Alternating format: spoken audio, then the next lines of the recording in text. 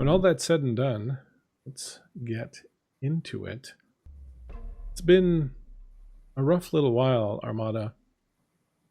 You have, for the past few weeks, almost months now, been on the hunt for a few different people. You were hunting down Aegis suppliers of the drug. You were chasing down Morag, the Lamia, who was somehow involved in all of this. And even though you managed to basically dismantle the Aegis operation that was distributing the drug, the Lamia continues to elude you, but things have taken a strange turn in the last few nights as you found yourself feeling increasingly alienated from the world around you. It's almost as if you're becoming invisible, with people not really noticing you or taking account of you until you either bump into them or interact with them. It's this strange feeling of almost kind of like being a ghost in the city and just feeling out of place and out of time and kind of outside of what's going on. This feeling of detachment as you a little bit on edge perhaps, and kind of unsure exactly where you stand or what's happening to you, but it's very clear that something is happening to you. As we find you tonight, what is Armada's state of mind, and what has Armada been doing the past few nights? How have you been kind of living through all of this in the past few nights? Why are my answers so typical? Pissed off, and living? No. Just searching for my death like I fucking always am. You know, it's weird because honestly, it's not unusual to be a ghost as a Lasombra. I'm pretty apt to be one with the shadows, but what's really weird is that, like, when I'm not doing that, the intimidation thing is what usually radiates off me, and that's been uncomforting. So I feel like something has taken away a power of mine, honestly, and I'm not really too fond of that, to be honest with you. I'm pissed off. No one to yell at, though.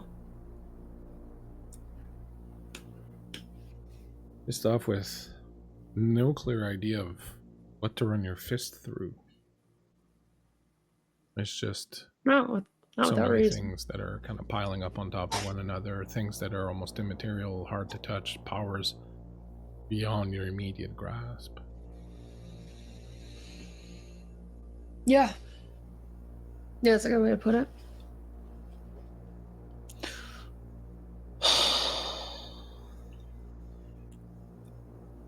You have been going to bed later and later and later, sitting out by the window, tempting the sun every night. And yet somehow, for one reason or another, never quite finding the gumption to stay sitting there until the whole thing envelops you completely. It's not clear if it's something in the back of your head that tells you there's something coming, or there's something more, or if it's just fear, or if it's just, well, you don't really know. It's just there and it's difficult to wrestle with. But when you wake up tonight, begin by giving me a rouse check. With pleasure. I succeeded. Really with pleasure, though. For me, it is. I prefer to be hungry. Well, when you wake up tonight, you're not feeling necessarily hungrier than you were the night before, but Unfortunate. you see something outside the window. You've been crashing out. You found these abandoned floors, empty floors, on top of a small building in the east end of Montreal near the railway yards. And you've been crashing out there for a few nights. And when you wake up, there's this bright light that's shining in through the boarded up window. It's coming in through the cracks, and at first you wonder if you woke up a bit too early and it's the sun, but then when you approach it, when you rip off a couple of the boards and realize your skin's not burning, you see across the street a giant billboard that you could have sworn was dark and empty the night before. But tonight, it's lit up brightly. It seems to be advertising some kind of film, something called the Black Cathedral. It says, starring Amaranth Padley, and there's an indication of where this film is playing, which is Cinéma L'Amour, which is the one and only adult film theater in all of Montreal. You're pretty sure that wasn't there last night, but now it's blaring and looking you straight in the eye. Is this a fucking joke? Is this a fucking joke? I know where that place is. It is, in fact, over on Saint Laurent Street, which is not too far from where you are. Probably a 15 to 20 minute drive or a 40-minute walk if you're pushing it. You've heard of it. It's an adult film theater, but it's not one of those, just dirty kind of people beating off kind of place. It's got a bit of a cachet to it. They do special nights and things like that. Sure. I'm not a fucking show for anybody, so I don't give a fuck. Starring my dead name? I'll fucking walk. I don't give a fuck. I don't need to take a cab. I want this place to hear every fucking step that I step when I walk to this fucking place. And you do this, and you find that even more than on other nights, that sense of alienation is even more present. Because not only does it feel like the few people you encounter don't notice you, or maybe they're avoiding you, but there's almost no one around. It's almost as if the streets have been empty, as if it would be 4:30 in the morning or something like that, but it's barely after dark. Great. You stomp your way along St. Catherine Street and then up Saint Laurent, and eventually arrive at this cinema, which is on a very kind of hip part of the city, but still manages to have that kind of grimy, filthy little kind of feel to it. When you approach the theater with its well-known, ubiquitous across Montreal, yellow and red sign, notice that the place looks dark and empty. Very quiet, or no cars parked around. As you get closer, you can hear faintly music playing somewhere deep inside, but the lights are basically off except for the sign and for a couple of the promotional posters inside. And there's no one around. Great. So no one's gonna be pissed off when I kick the door in. Actually, fuck that. Does this place have a big window? It does. There's several ones. I want to shatter that glass. How do you do it? How do I do it? With my foot. You kick the glass and it shatters immediately, and almost kind of like it would in a movie with that trick glass. You use the sugar glass where it just completely shatters and falls down instead of breaking off into big pieces. It shatters completely, raining down around you, and as you step over it, it crunches under your feet. You're inside. Place is quiet. It's got kind of an old musty smell to it, that smell of something sticky and sweet and maybe a little out of date. You can hear now inside the theater, there are a set of double doors that lead into the theater proper, and you can hear faint music coming from inside. Do I like hear any? There's no people at all. There's no one around anywhere. And there's no sounds of people. Like, gotcha.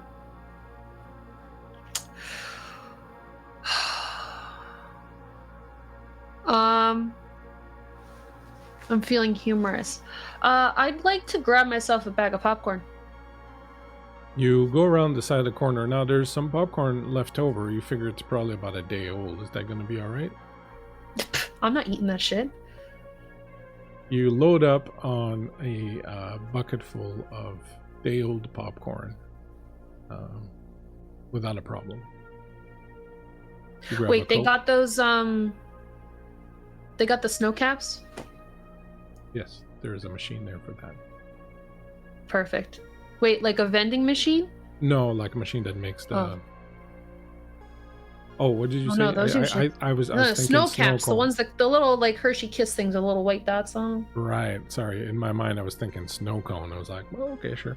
But yeah, there's any kind of candy you want. There's a whole wide selection of candies. You can grab whatever you like. I want snow caps, and the popcorn, and a big soda. What's the grossest? Coca-Cola. Let's toss that one on there. There you go. No problem. I'm going in.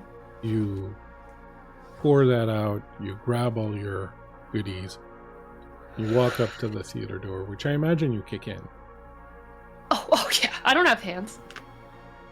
The doors burst open, and you find yourself inside the theater proper. It's got that kind of look on a smaller scale of an old style movie theater or theater house. In some ways the seats are old and red, and the carpet is kind of threadbare and whatnot, and there is a film currently playing on the screen. And as you step inside the theater itself and take a look, the scene that you see on the screen is basically a very simple scene of a lush, dark, wet garden teeming with life. You can see rain gently falling down on the big broad leaves of the bigger plants, the trees kind of swaying in the wind. The grass is green, covered in all sorts of flowers, all of them of the darker variety, like black lilies and things of that nature. And as you keep watching, that's all it is. It's a video of this garden, and at some point you see, with her back to you, a woman enters the frame and gets on her knees and begins to tend to the garden.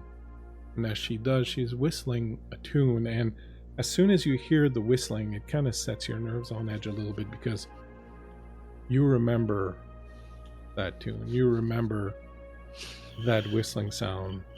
One of your packmates, one of the ones who died with you, or who died while you were there in Gehenna, Clint, he had this little tune he would always whistle that really got on your nerves, and it's that exact same tune. And the woman on screen is just tending her garden. What do you do?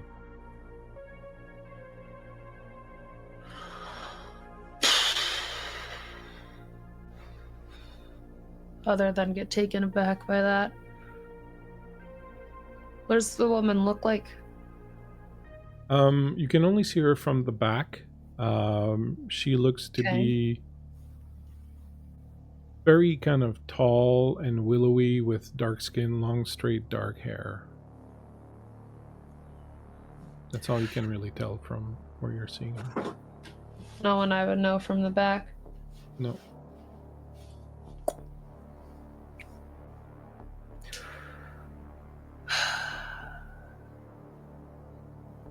I'd like to dump everything in my hands onto the ground. Can I go to the projector room? You absolutely can. You dump everything down on the floor, and the Coca-Cola splashes and starts to sink into the carpet. The popcorn rolls all over, some of it sticking into that Coca-Cola, the rest of it just kind of going off under the seats somewhere. And you find a door that leads up to the projector room, and you climb up a bunch of rickety stairs up to that second floor. You kick that door in, of course, and when you do, you find that the projector is dark. It's not functioning. Immaculate. I dropped my soda for this. I like to punch the projector, and then I'm leaving. You punch the projector, your fist going Correction? right to the side. Yes? Through the glass. You throw this projector out of the glass, out of the projection glass. It shatters. It rolls off into the center of the aisle. And as it does, the film on the screen starts to wobble and go in. Eventually you see kind of like a burn happen through it, and then the screen is just blank. Incredible. At least I stopped that shitty movie. Okay, I'm gonna go get another soda, and I like to go back into the theater. You grab another soda without much issue, and you return into the theater, stepping over the mess you made earlier and over the projector that is lying on its side and quite broken.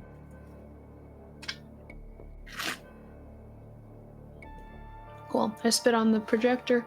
Okay, the screen's no longer projecting anything? No, it's just this white light that's slowly dying down, kind of like you have an incandescent light bulb, and you turn it off and it slowly goes to dark. It's doing that. The screen is turning slowly dark. Say out loud. All right, what's the game? I'm ready to play.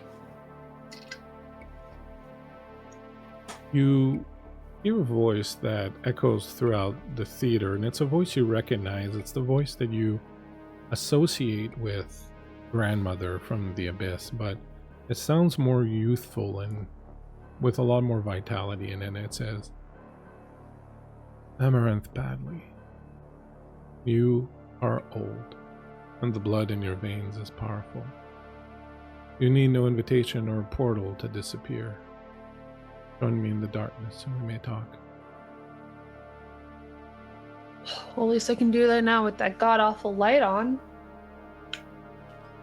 I guess I join her then. You find the darkest shadow in the room, and you step sideways through it.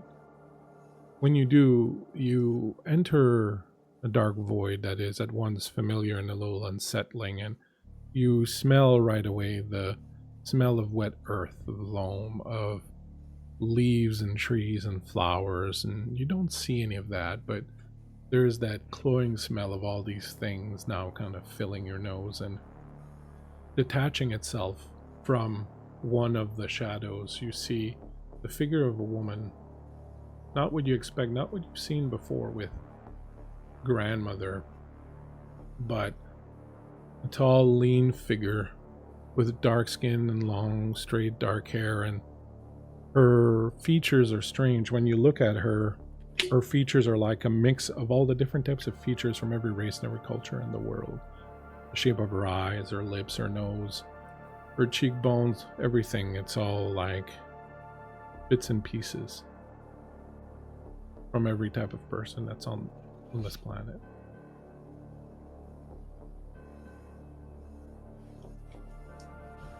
The others I took by the hand and guided here, but you were beyond that.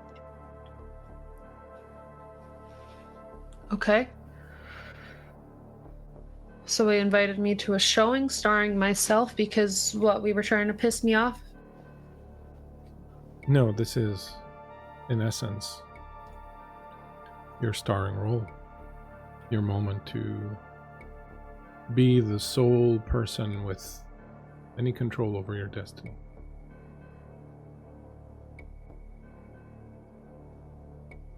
Yeah? We've been talking a little here and there, you and I know, but I've had to be circumspect. I've had to pretend to be something else so that I could put certain things into motion and get some people ready, and we've reached that time now. I've prepared almost everything except one thing. There's one thing left for me to make ready, and for that, Amaranth, I may just very well need you. Would you do me a favor and not call me that? Armada. Ah, that's my name. You were saying? You know what it feels like to be used, discarded, to be an object of some use, a weapon, left to carry so much pain and guilt that another night in this world seems impossible. Longing to see the sun once more, to give yourself over to it. You know what that's like. And so, please believe that when I tell you the things I'm about to tell you, that I am saying them to you specifically because I think you will also understand my particular point of view. Okay.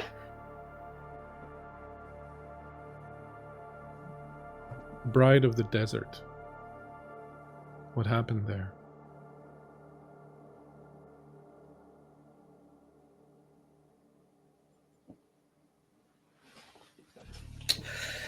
You don't know? I do, but I want to know how much you remember.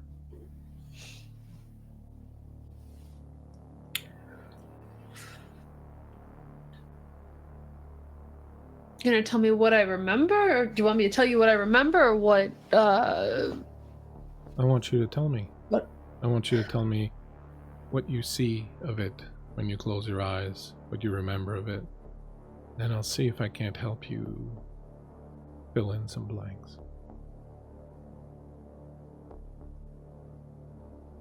See, I had blanks filled in for me before. I don't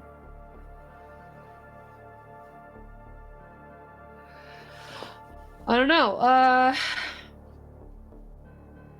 Version 1 was with my pack. Out there to go fight a biggin. And it killed all of them. It looked me in the eye. And didn't kill me. Version 2. I became a monster and killed them all myself. Do you want Which more version details is from most that? hurtful to you?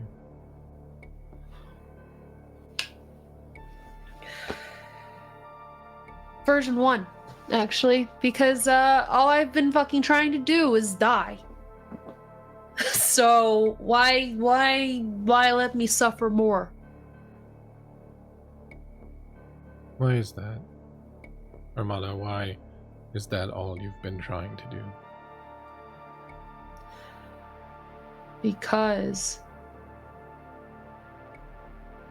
I want the world to prove that it can kill me. At this point, maybe I'm just fucking batshit. I don't know. I mean, maybe it's more fun that way. For who? Not me. I don't know.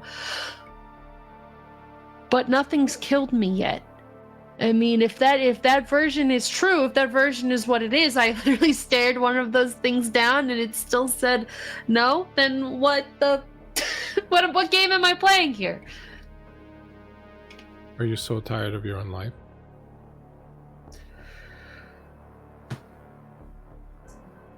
It doesn't do anything for me. I'm playing games, I'm having fun, I'm doing things, but like for what? For who? Like, I'm a monster.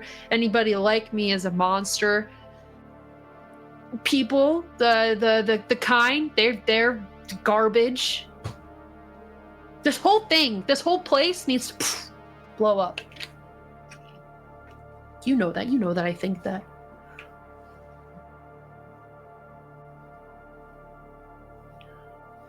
Do that thing you fought was a Ventru, child of Arakur, or grandchild of Ventru himself, a woman called Tiamat.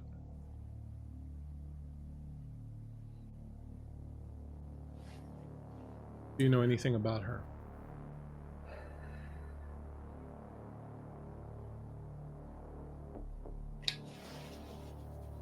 Right now, it's escaping my mind.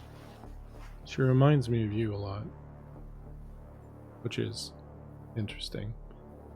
She was born in Ur, a city in ancient Sumer.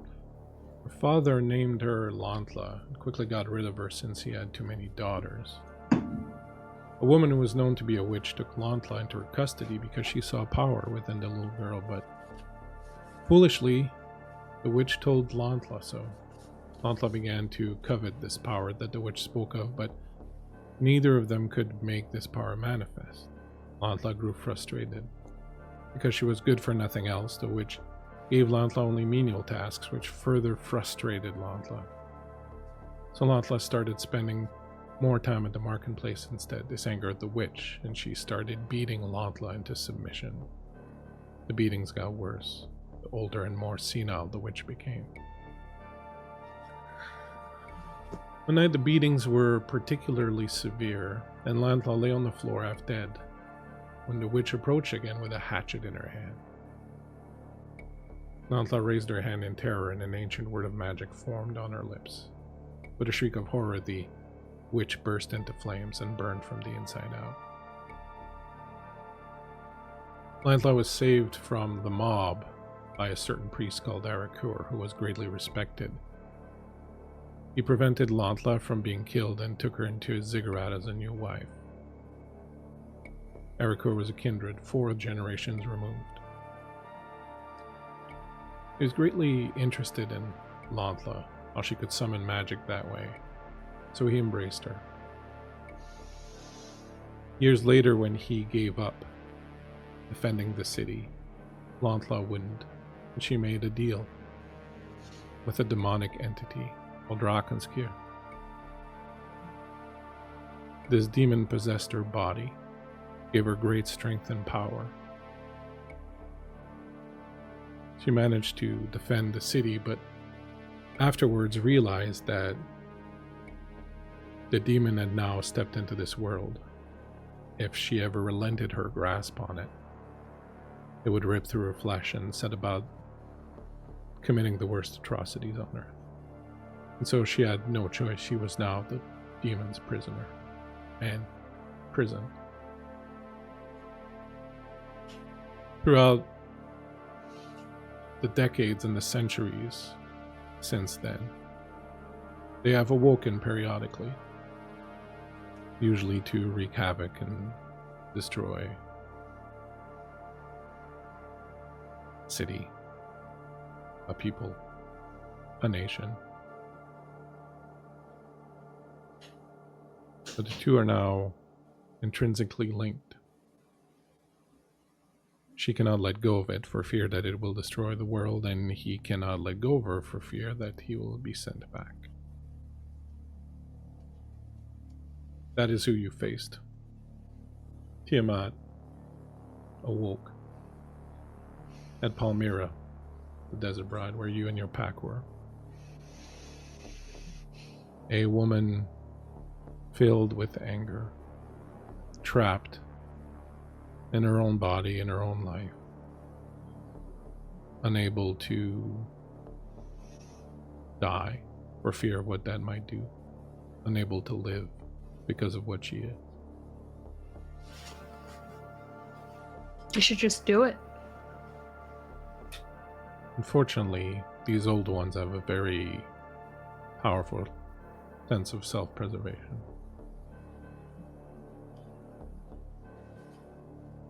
Apparently I do too, if I'm not fucking dead yet. Against my own fucking will.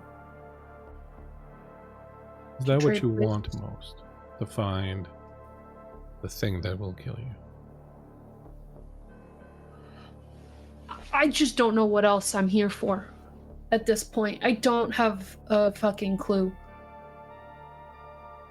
Why should you be here for anything? That's my point. Why should I be here for anything? Why wouldn't just being here be enough? What does that even mean?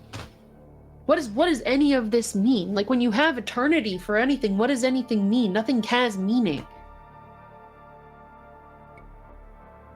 So if I understand correctly, you wish you had a purpose, and you wish you could find a way to die.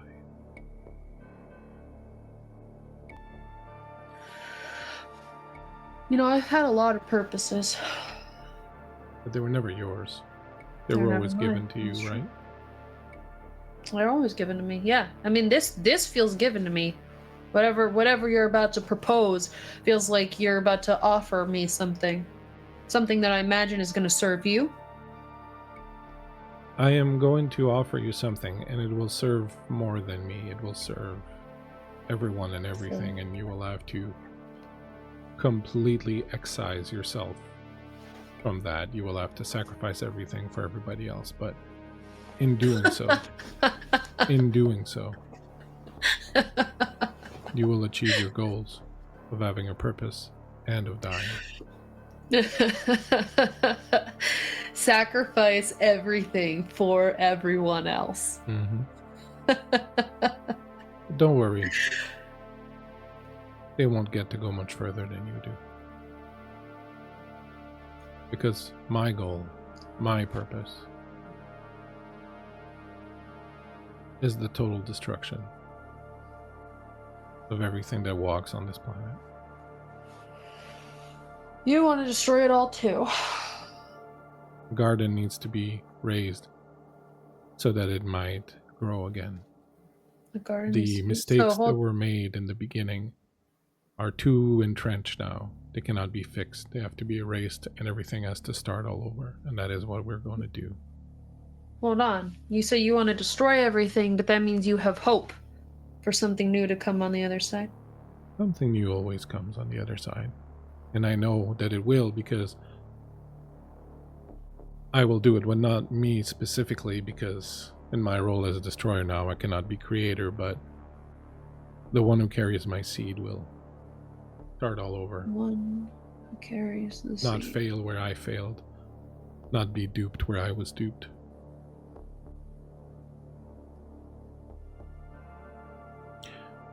But let me show you something. And I promise you this. Anytime you want to turn around and leave, you are 100% free to do so. I have zero interest, and in fact, I cannot at all have faith that you will do what I need you to do unless you do it fully willingly. So, anytime you want to leave, you can. I don't even know what I'm doing, G-Ma, so... Do you remember the sky? The bride of the desert. And as she says this, you look up and you can see the night sky as it was on that night.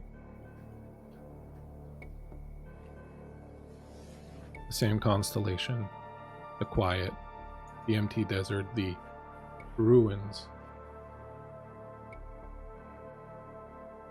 lining the sand around you.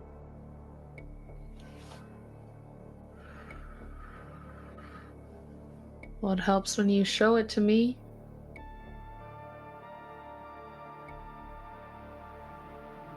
Now, as I understand it, there was someone important to you that was missing that night. And before I show you what I want to show you, I would give you a gift. And as she says that, you see, stepping out of the shadows and coming around one of the columns, one of the ruins columns, a face you haven't seen in a little while.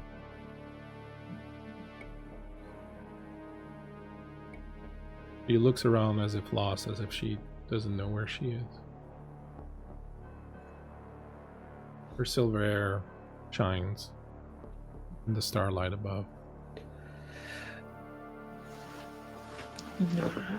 You can speak to her, and maybe the last chance you have of doing so. No. No, you put that back. Are you sure? Don't fucking do that to me. Put it back. Once we finish what we have to do, there will be nothing left. Nothing. So what the fuck is this?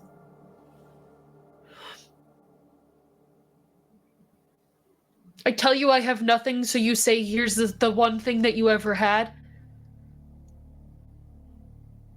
Isn't it better What's to the fucking have it one more time? No. I've already mourned that loss.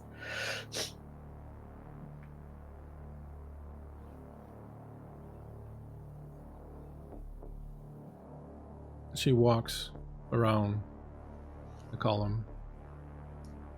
Her shadow disappears.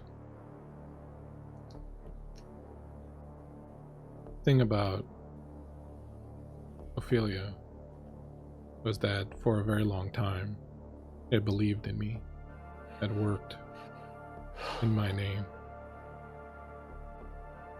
I knew her well. If there was one thing that you could always count on with Ophelia, is that there was always more she wanted to do. There was never a lack of purpose, and when purpose was missing, she would make her own.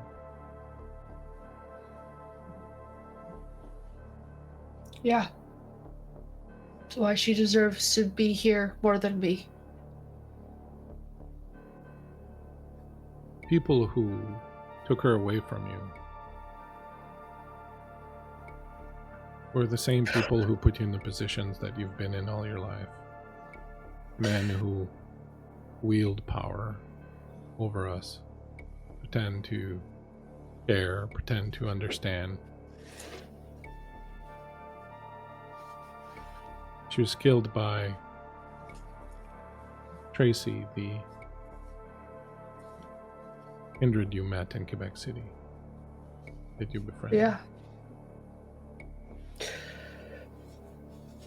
He was working under the orders of an older Ventru, Alastair. Seems the Ventru have had your number for a while now.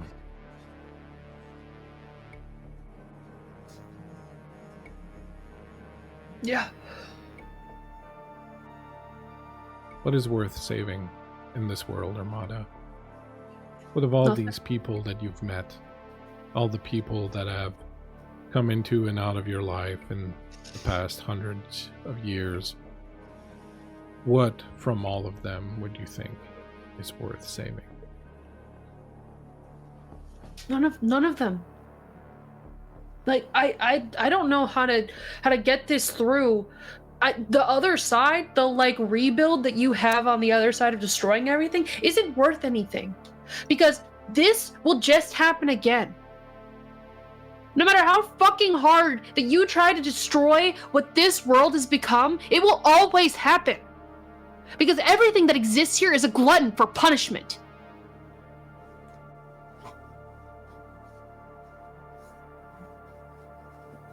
Maybe, but there's one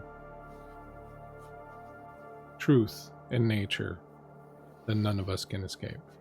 For a long time, people thought death was that, but we know that that's not true. The one thing we can't escape, Armada, is who we are and our true nature. My nature... What I just said. I'm sorry, say what? It's what I just said. My nature is to be the Dark Mother, and that is what I will be, because I know not how to be anything else. In order to do that, I need your help, but if you don't want to give it willingly because you feel that is not in your nature, then you can leave. But if you think it is in your nature, then perhaps. I don't know what you want. You want to just destroy everything because you want someone else to rebuild everything. But I don't know, you haven't told me what that really means. Like, what is the purpose of that for? Are you trying to make something better? Like, are you trying to make more people who are themselves? I mean, that's the one thing that you say we can't escape.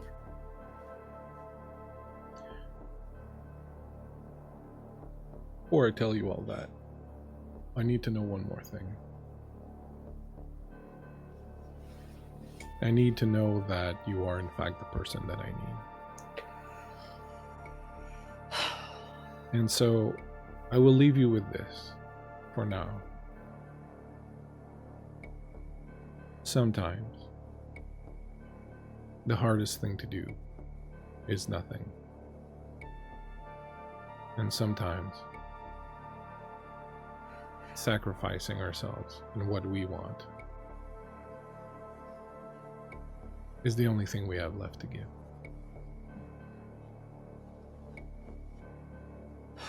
You see the sky changes. You hear the sound of battle. The smell of burning flesh, of ashes on the wind, floats towards you. You remember what it was like that night. The first thing you saw as you stood in the ruins with your pack was this intense, bright light somewhere off to the east, and a detonation.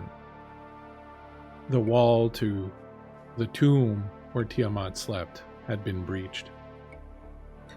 There was this strange sense that the fight would take time. At first, it would take time for her to emerge, and then it would take time for her to go through the ranks of the neonates and the young ones that had been thrown in her way as father, and then it would take time for her to get to your position, and then that there would be time. But the first thing you realize is that there is no time. There is no time at all, and you did not realize it until the time was over. In a matter of moments, you relive it again. This whirlwind of destruction that is Tiamat, as she whips through your pack, envelops you, slips under your skin, takes control of you without any effort whatsoever, transforms your body, and uses it to slay everyone around you before you even fully realize what has happened. You smell the blood of a few dozen kindred around you before the sound of the explosion that ripped her tomb open finishes echoing in the desert. And then once more you're left alone and alive amidst these bodies. And then as you're wrestling with those feelings that are coming back and flooding back through you before you can even realize what's going on, you're back again a few moments earlier. And now you know this. You see your pack around you. You see the ruins around you. You know that any moment now, that breach is going to come. That breach, and within its echo, the death of everyone around you by your hand.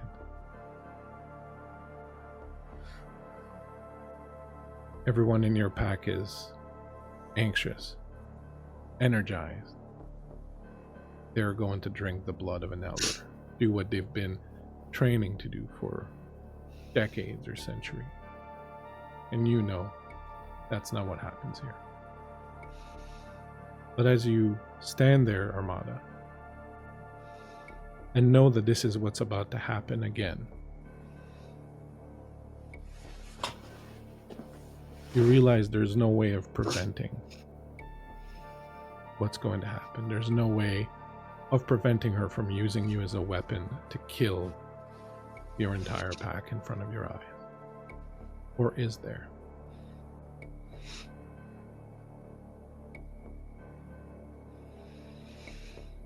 Is there a way?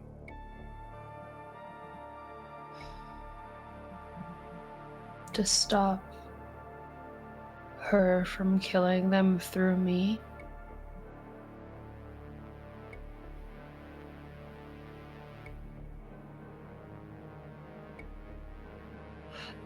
I would kill them myself. right now. But that would change nothing. I don't care.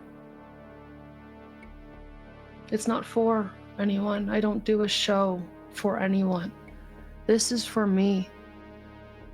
Because if I get shown this to teach me a lesson, or to, I don't know, give me some kind of test, I'm going to use it for myself, and I'm going to kill them myself with my own hands before anyone gets to take that ability away from me. And how is that different than what happened? Because I'm in control. The end result is the same.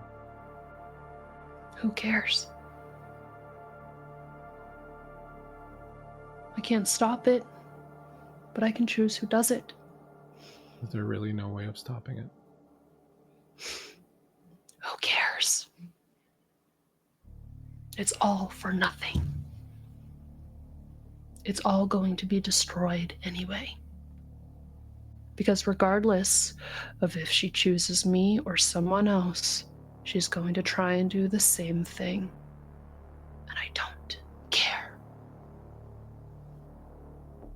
You hear her voice in your ear as she says, "What if, Armada, the reason you have not yet been able to find the one person that can kill you is because you already have. And you just can't bring yourself to do it."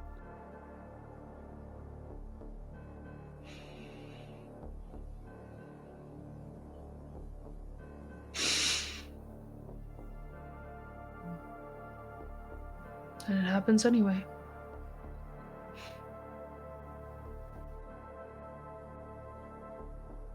What do you do? And I relinquish power, which is my decision, and so I have my power back. No one fucking tells me what to do. What do you do then?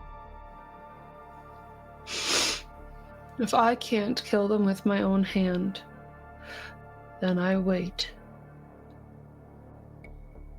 And I say nothing to them. You can do what you want. Just tell me what you want to do and you can do it. Can I kill them? That's what I want to do. You can try. If you just sit there and wait, it will happen in a moment. But if you want to do it before then, you just have to walk towards one of them, put your claws in their throat, and begin the slaughter. I'm doing it. Arms of Aramon on all of them. I don't give a fuck. They're dead. By my hand.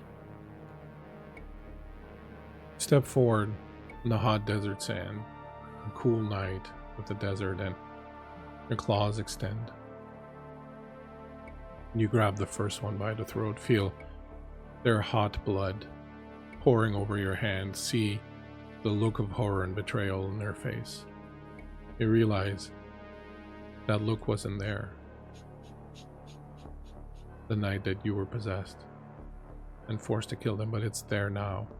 And as you move through them methodically, slaughtering each and every one of them, you see that same look in their eye.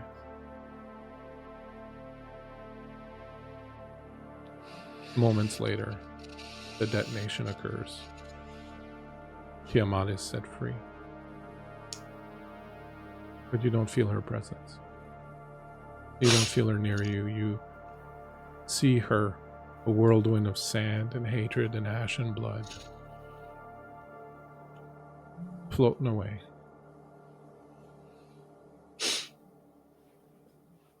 She's leaving? There's nothing left for her here. You've done all the work for her. Great.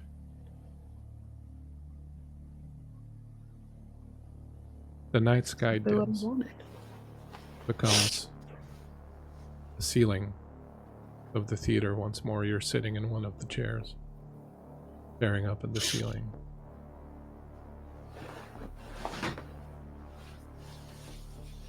The woman you've been speaking with, sitting a few seats away from you, she gets up and turns towards you.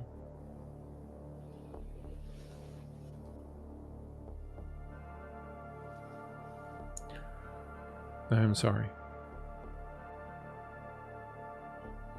For what? For bringing you out here for nothing. I'll cry about it later.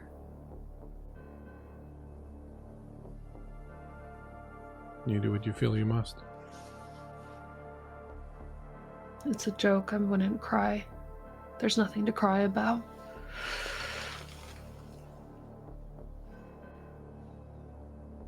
There where it'll be in the nights to come. A terrible darkness, Armada. And there will be ash and blood, and that is all there will be left in this world shortly. Good. I hope you can take me out.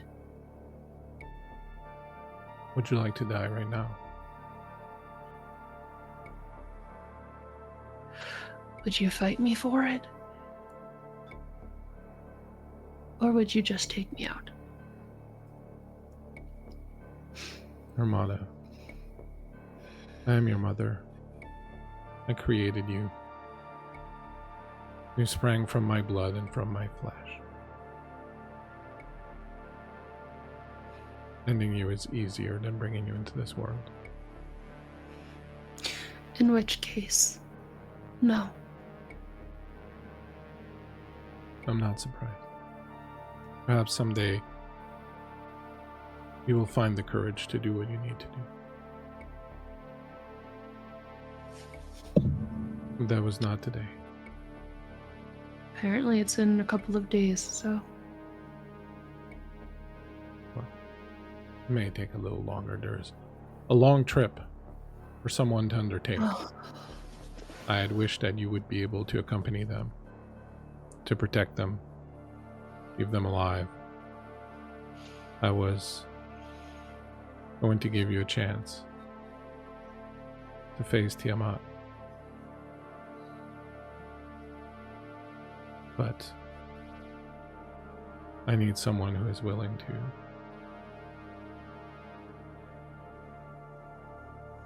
sacrifice everything, including themselves. And that is not you. But I have no ill will towards you.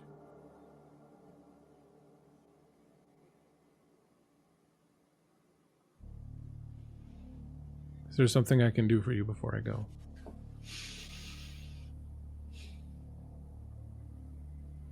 No. Good luck, Armada.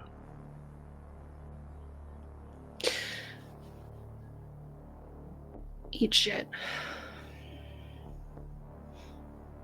You find yourself alone in the theater.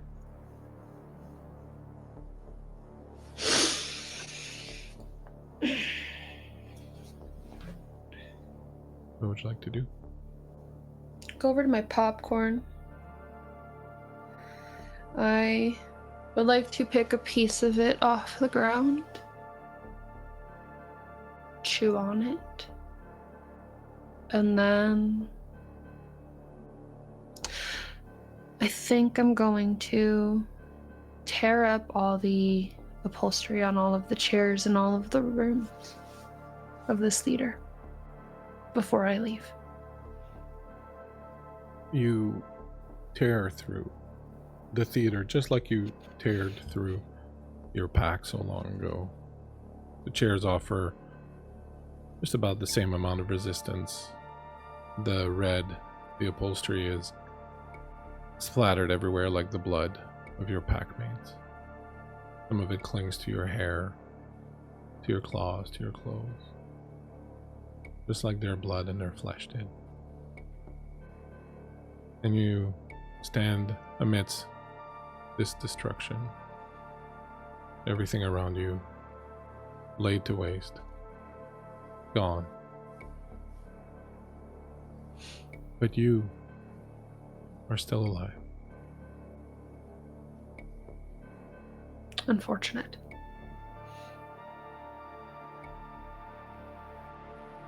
As you step out into the night,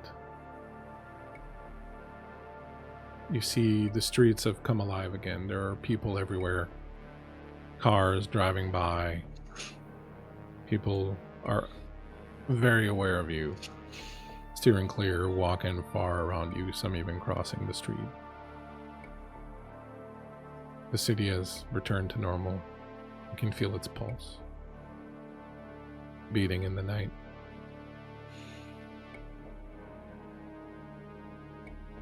What do you wish to do now, Armada?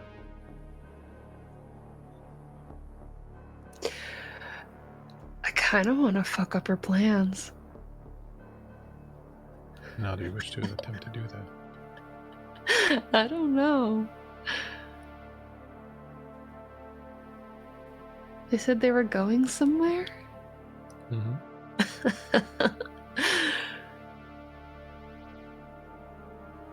She said protect someone. Mm-hmm. That means someone has to die.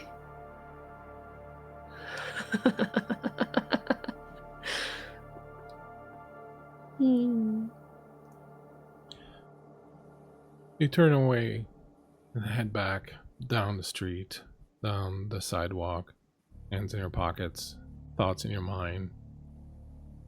Perhaps a bit of a purpose now. In your heart, what's left of it. And you disappear into the night.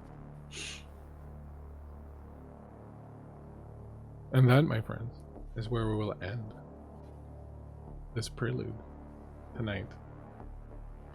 The final one before the Dark Mother rises.